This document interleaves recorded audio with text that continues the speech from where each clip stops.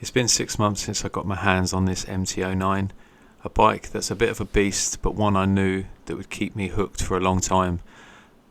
Let's dive into what it's been like, especially as my first bike. If you're new to riding or thinking of getting an MT-09, this video is for you.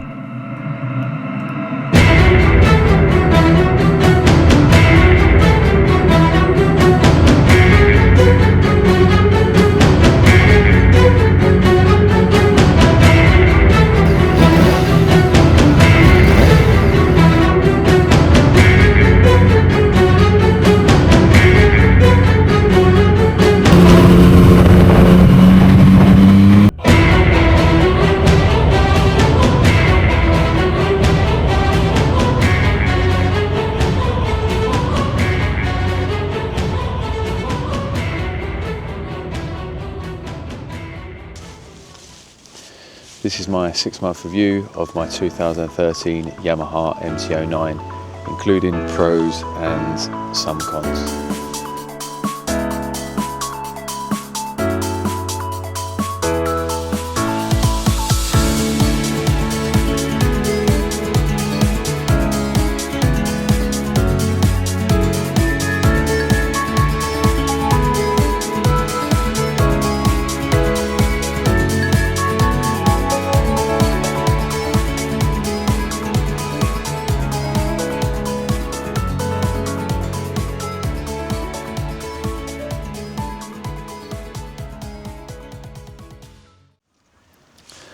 So this is my Yamaha MT-09, 2013. I paid just over 5,000 and it had about 10,000 miles on the clock. Would I recommend buying this bike in 2024, 2025? 100%. I think you look at other bikes of this style, so a naked bike, you try and find one that has got the power and the fun that this bike has for £5,000, or now you could get this bike for under £5,000, £4,000. I think you'd really struggle to do so. So kind of backstory on me buying it, I went to a dealership in London and I just to have a look just before I'd passed my test. And a woman, I said, oh, okay, I really like that MT-09, and it wasn't this one. And the woman in the shop said, you don't need that as your first bike, too powerful, buy an MT-07. And she tried to sell me the MT-07 that was in the shop. As soon as she said, go, and it's too big for you, I knew that the MT-09 was what I was going to end up trying to buy. So I didn't buy it from that shop, I left, and then later on, after I'd passed my test, I went away and bought an MT-09. So I thoroughly recommend buying this, and as I said, I think you would be stuck to find something like this for £4,000 or just over £4,000. So the power of the bike, so it's over 800 cc's. As I said, I started on a Mutt Hilt, which was a 125. I passed my test, and as I said, I went straight to this bike. Yes, it's powerful, but my instructor that was teaching me, a friend of mine, said, you know, the power is controlled by your left hand and by the clutch. So that was a good bit of advice, and obviously I listened and I went away and bought this bike. Triple cylinder. Would I recommend it for a beginner? I think yes. The bike that I did my learning on was a Z600, so it was a Kawasaki Z600. It had all the big bars on the front. Now I found that bike heavier than this bike, so when I moved on to this bike and I first rode this bike, and I'll tell you the backstory about that in a sec. When I first jumped on this bike, I couldn't believe how agile it was and how nimble it was. So I jumped on and quickly got used to going in and out and nipping in and out of traffic. So after I had that meeting in that bike shop, and the woman said to me, don't go for an MT-09, helicopter. I decided to buy an MT-09. I went online, I found it. I think I paid 5,500 for it. The dealer, well-known dealership, I won't name who it was, who I bought the bike from, but I decided to go for a certain colour. So the colour that I wanted was the purple, so it looks black in some lights. You got purple mudguard at the front and then the gold forks. I decided to go for that colour. I hadn't test rode it. I ordered it. It was delivered. It actually got delivered a few weeks before I had an operation, so I wasn't able to drive it, but I got out on it for a week. During that recovery period of my operation, I stripped the whole bike down, and considering it came from the dealership that, you know, is a big dealership, the state that the bike was in, it needed a lot of work. So I stripped it all down, cleaned it all, and then started to put it back together. But 100%, I think if you was a new rider and you're looking for a bike and you're not looking to spend a lot of money, I would definitely go out and say a 2013 would be the one to buy. My only other recommendation would be to get it with ABS. That was the one thing that I regret a little bit, is I didn't get a little bit of a newer model that comes with ABS.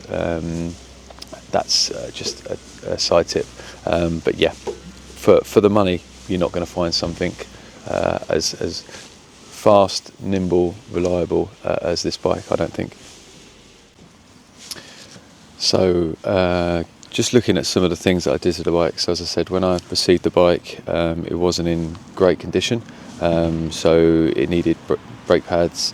The chain was just completely filthy. So I stripped most of the stuff down, not engine components. I don't know that much about an engine on a motorbike or a car. But I stripped it down, and when I started to put it back together, that was when I started to decide how I wanted it to look for me. So I added bar end mirrors. I took all of the plastic parts that would come off. I sanded them down, primed them, and then painted them back to kind of like a black colour. I fitted LED indicators front and back. I changed the number plate. I changed the light for the number plate too, the number plate holder, and just added little things that the bike needed. I'm going to keep the exhaust on it. The exhaust sounds really good. And then the last thing that I did was I changed the radiator cover. And then I did some custom stickers. So these stickers are, I've seen them on an Instagram account for MT-09 stickers. Did them myself. Had a vinyl cutter, put them onto some adhesive vinyl, and cut them and printed them. But again, I think that the ones that were on it didn't look as good as these, so I think it finishes the bike off quite nicely. If you like the vinyls, or you've got some vinyls in mind that you want for your bike, just let me know. Comment below or message me, and I can design some vinyls or something for your bike if that's what you want. So I got some camper van guy there whose door's a bit squeaky. But I think that's it for the aesthetics of the bike. So just thinking about some pros and cons of the bike. The pros are obviously the speed. Once you turn the throttle, the bike just goes. I joke with some people that say that it doesn't go up in ones, it goes up in tens, because it's really that quick. So I think it's important to have that speed, because it gets you out of some situations that you might not want to be in, or you want to nip away or get away from something. So I think that's one of the pros. I think the look of the bike, and the feel and the handling of the bike, it doesn't feel like a big bike. Even with a full tank of petrol, it still feels nimble, and you can get in and out of traffic.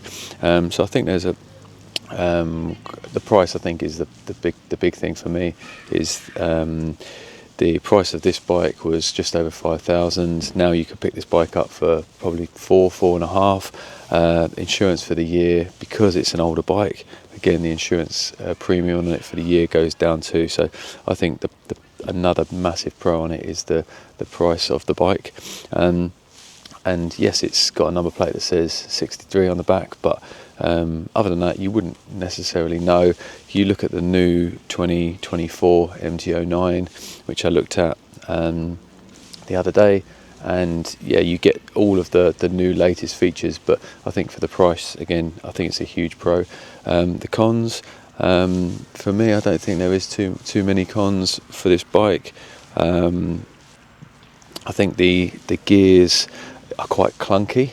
I would say that you pull the clutch in and the gear change is quite clunky.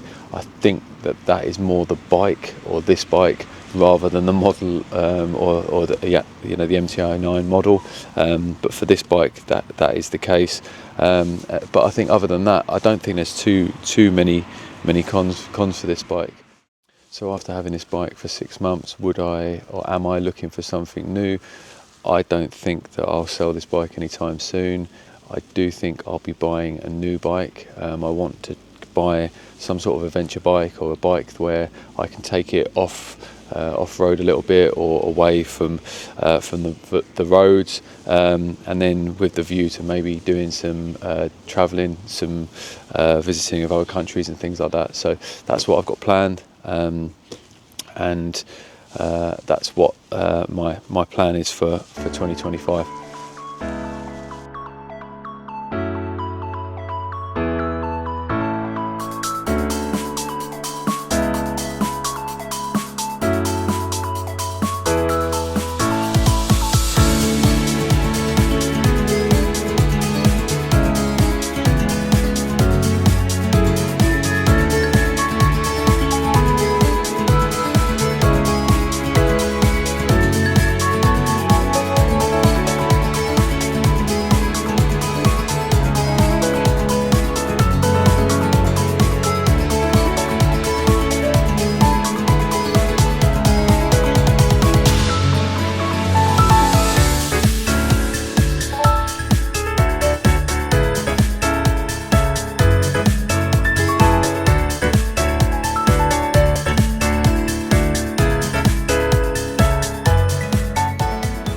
So again, that's my review, 6-month review of my 2013 Yamaha MT-09. Thanks for watching. Please subscribe and like the video. Next time on Rev Life.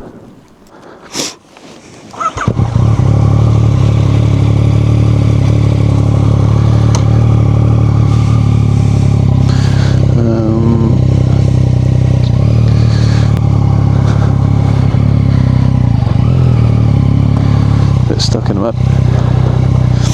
So in short, would I buy